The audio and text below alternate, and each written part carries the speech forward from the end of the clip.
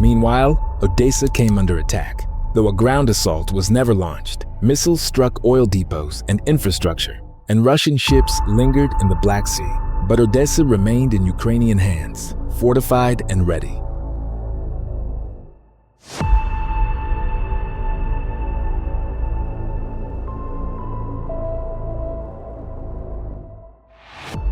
For months, the world watched. Russia is escalating attacks with missile strikes. For months, Ukraine warned. This year, Moscow plans to create 15 new divisions, adding up. And for months, Russia denied. We have no plans to invade. That was the message from Russia's foreign minister. But at 4 a.m. on February 24th, 2022, the largest land war in Europe since World War II erupted. It began with explosions. It escalated with tanks. And it would ignite a global chain reaction that still echoes today. This is the hour-by-hour, map-by-map breakdown of Russia's invasion of Ukraine. How it started, how it unfolded, and how a nation stood its ground. Welcome to Grandline Media. Sirens scream across Kyiv. Moments earlier, Russia launched over 100 missiles, targeting airfields, radar stations, ammo depots, and command centers. From the skies above Belarus, Crimea, and Western Russia, cruise missiles roar toward Ukrainian soil. Explosions light up the night over. Borispil Airport outside Kyiv, Ivano-Frankivsk in the west, Ozern in the center, and Chuhuiv near Kharkiv. Putin announces a special military operation. But this is no limited operation. This is total war. Russian forces roll across 4 major axes. From the northern front, they move through Belarus toward Kyiv, with convoys crossing at Sinkivka, Chernobyl, and Homel. The objective is clear: capture the capital within 3 days. On the northeastern front, troops advance from Belgorod into Kharkiv and Sumy, led by the elite First Guards tank army, punching through the border. Simultaneously, the southern front pushes north from Crimea toward Kherson, Multi-pronged, and Mariupol, with Russian Marines landing near Henichesk and ground troops advancing rapidly. In the eastern Donbas, Russian-backed separatists in Donetsk and Luhansk surge westward, now reinforced by regular Russian forces. This multi-pronged shock and awe campaign is meant to break Ukraine's defenses within 72 hours. But Ukraine has other plans. In the most daring operation of the war's first day, Russian airborne forces, the VDV, are airlifted to Hostomel Airport, just 10 kilometers northwest of Kyiv. Over 30 helicopters, Mi-8s, and Ka-52 attack choppers fly low over the Dnipro River. They're met with anti-aircraft fire and stingers, some shot down. Russian troops land and secure the runway, briefly, but Ukrainian Alpha Special Forces and National Guard units counterattack within hours. Fierce fighting erupts, the airfield is damaged, and Russia fails to establish an air bridge. This failure derails Russia's entire Kyiv blitz plan. Despite missile strikes and border breakthroughs, Ukraine does not collapse. Instead, President Zelensky refuses to leave. Reservists are activated nationwide. Civilians line up to volunteer, making Molotov cocktails in Kyiv and Lviv. In Kharkiv, Russian forces attempt to drive into the city but are met by mechanized brigades. Intense street fighting begins. In the south, Russian forces storm Melitopol and approach Kherson, capturing key bridges over the Dnipro. But logistics already become a problem. Fuel trucks fall behind, and resistance slows movement. As night falls, Russian forces attempt to encircle Kyiv from the northwest and northeast. To the northwest, units attempt to flank through Ivan-Kyiv toward Bucha and Irpin. From the northeast, armored columns push through Chernihiv and Sumy, aiming to link up. Missile strikes increase. Civilians shelter in subway stations. Zelensky films a now famous selfie video in front of Kyiv's government buildings. Russian forces gain control of Chernobyl, using it as a staging ground toward Kyiv. But progress is slow. Ambushes, poor road conditions, and fierce resistance stall the advance. At Bucha, Russian armor is ambushed by Ukrainian paratroopers. At Irpin, bridges are blown up to prevent crossings. In the northeast, the city of Sumy sees brutal urban fighting.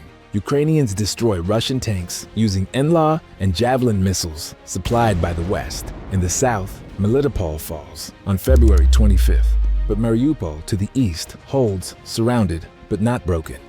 Satellite images reveal a 64-kilometer-long Russian convoy forming north of Kyiv.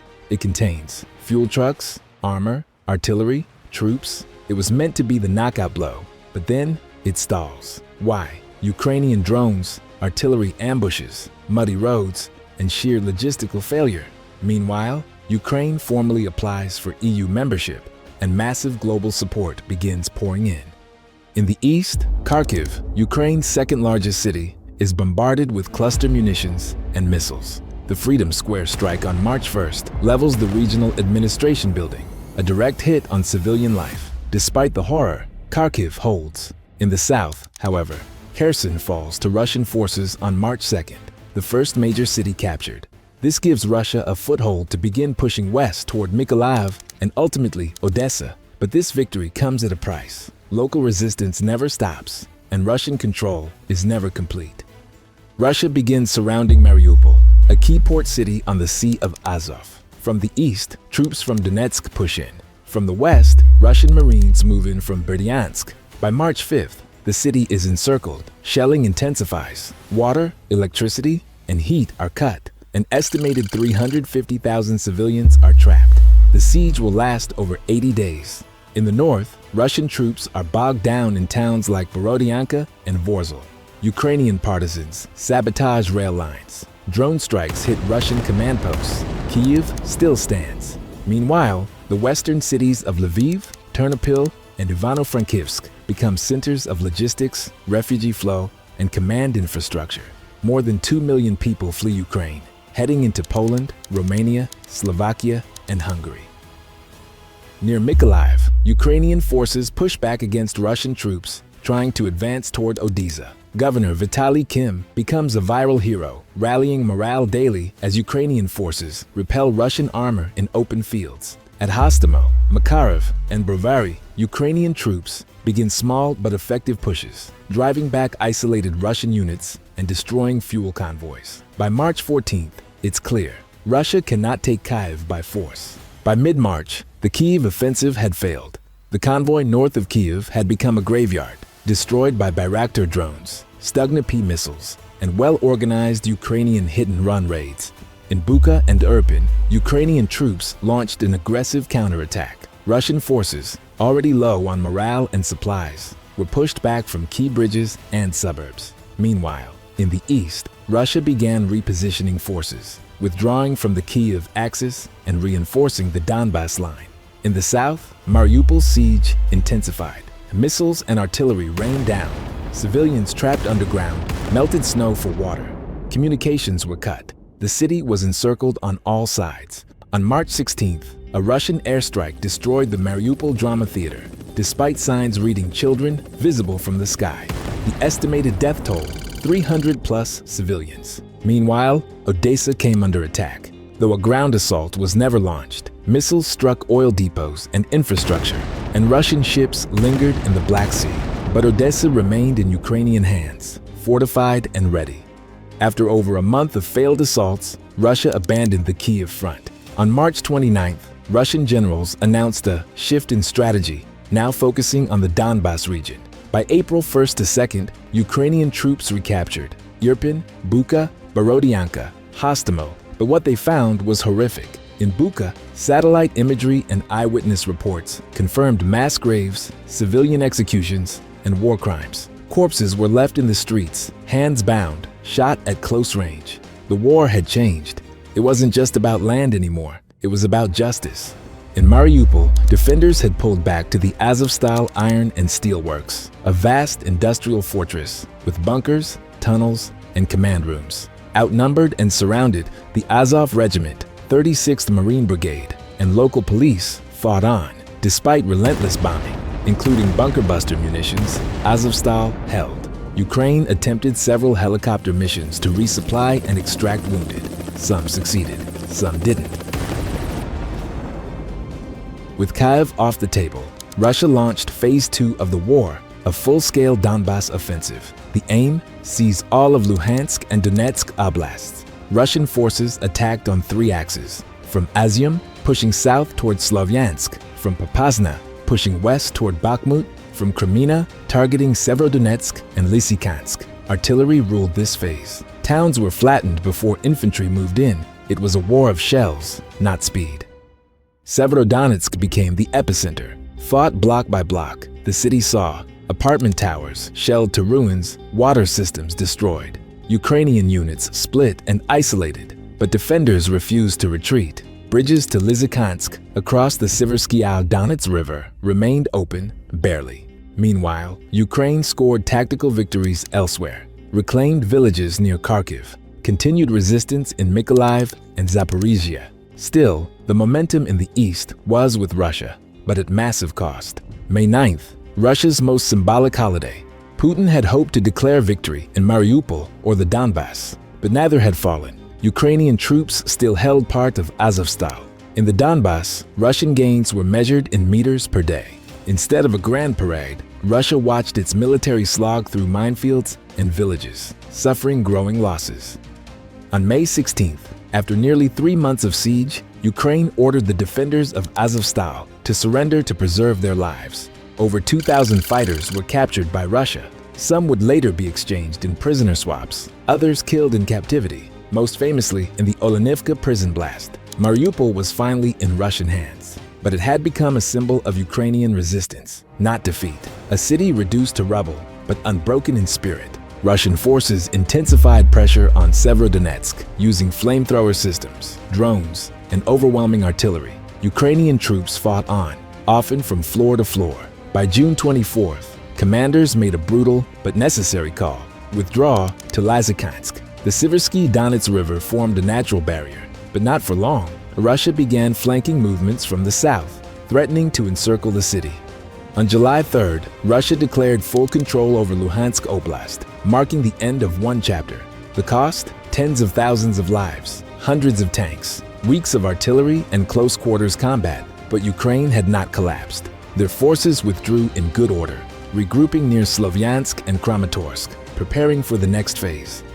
As the Donbas bled, Ukraine began preparing for a counter-offensive in the south. Using newly arrived HIMARS rocket systems from the US, Ukraine launched precision strikes against ammo depots and Novokakhovka bridges over the Dnipro River near Kherson Command, posts deep behind Russian lines. This wasn't just defense anymore. It was the first step toward reclaiming territory. Russian logistics in the south were beginning to crumble.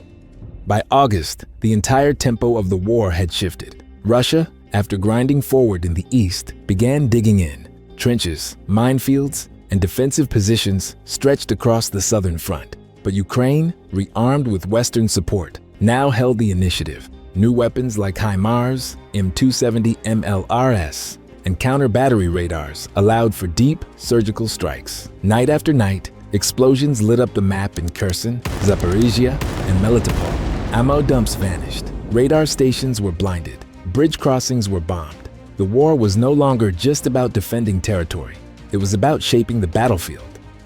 At 3:20 p.m., a series of blasts rocked the Saki Air Base in occupied Crimea. Satellite images before and after showed at least 8 Russian jets destroyed.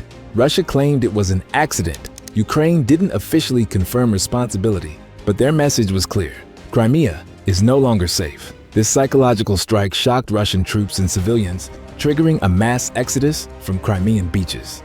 On August 29th, Ukraine officially launched its long-awaited Kherson counteroffensive. It started with assaults across the Inhulets River, artillery fire on Russian command posts, drone strikes on supply convoys. But this wasn't a fast blitz. Ukraine didn't have the air superiority. Instead, it used a strategy of starve, isolate, then strike. Russian troops west of the Dnipro were increasingly cut off from resupply as Ukraine targeted bridges daily. While the world focused on Kherson, Ukraine launched a second front, a lightning assault on the Kharkiv region. In just 5 days, Ukrainian forces recaptured Balaklia, Izium, Kupiansk. Russian defenses collapsed almost overnight. They had underestimated Ukraine's capability and overstretched their forces. By September 11th, Ukrainian flags flew over thousands of square kilometers of liberated territory. With the Izium salient gone, Russia lost its ability to push towards Slovyansk and Kramatorsk. This forced them to compress their front lines, retreating towards Svatove and Kreminna. In Donetsk, Bakhmut became the new focal point, a city Russia would grind toward for over a year at enormous cost. Meanwhile, Ukraine advanced on Lyman, a key logistics hub. By October 1st, Ukrainian forces entered Lyman, cutting off Russian forces and forcing another retreat. Putin responded by announcing the illegal annexation of 4 Ukrainian regions: Donetsk, Luhansk, Zaporizhia, Kherson, but on the battlefield, he was losing them. At dawn, a powerful explosion ripped through the Kerch Strait Bridge, the only land link between Russia and Crimea. A truck bomb ignited a fuel train, collapsing a section of roadway and killing several. It was Putin's birthday. Though Ukraine did not claim direct responsibility, celebrations echoed across social media. In response, Russia launched massive retaliatory missile strikes across Ukraine, targeting power stations, water plants, heating infrastructure. Cities like Kyiv, Lviv, Dnipro, and Kharkiv went dark. From mid-October, Russia began a new strategy, targeting civilian infrastructure. Massive waves of cruise missiles and Iranian Shahed drones targeted Ukraine's electric grid, triggering rolling blackouts. By late November, 30% of Ukraine's energy capacity was offline. Temperatures dropped below freezing. Millions were without consistent power. But the campaign backfired. Instead of breaking morale, it hardened Ukrainian resolve, increased Western aid, and pushed Ukraine to improve air defense systems. On November 9th, Russian High Command ordered the withdrawal from Kherson. It was one of the most significant admissions of failure since the start of the war. Overnight, bridges were destroyed. Troops retreated across the Dnipro River. Explosives were planted in abandoned buildings. And on November 11th, Ukrainian forces entered Kherson city to scenes of euphoria. Civilians waved flags, hugged soldiers, and sang in the streets. After 8 months of occupation, Kherson was free. With Kherson liberated, both sides dug in. Ukraine advanced cautiously in Zaporizhia and toward Crimea, but the front lines stabilized as mud, snow, and exhaustion set in. Russia fortified defensive lines with Dragon's Teeth, minefields, trenches spanning 800 kilometers. In the east, Bakhmut became a grinder. Russia committed Wagner mercenaries, prisoners, and elite units. Every block was contested. Thousands died for meters of ground. But Ukraine was preparing again, building new brigades, training abroad, and receiving Western armor for what would come next. Russia expected Ukraine to fall in 3 days, but after 300+ days, the war had flipped. From the rubble of Mariupol, to the trenches outside Bakhmut, to the streets of liberated Kherson, Ukraine proved it could not only survive, it could fight back. And with every missile strike, every trench dug, every town reclaimed, one truth became clear. This war is no longer about conquest. It's about existence, and Ukraine still exists.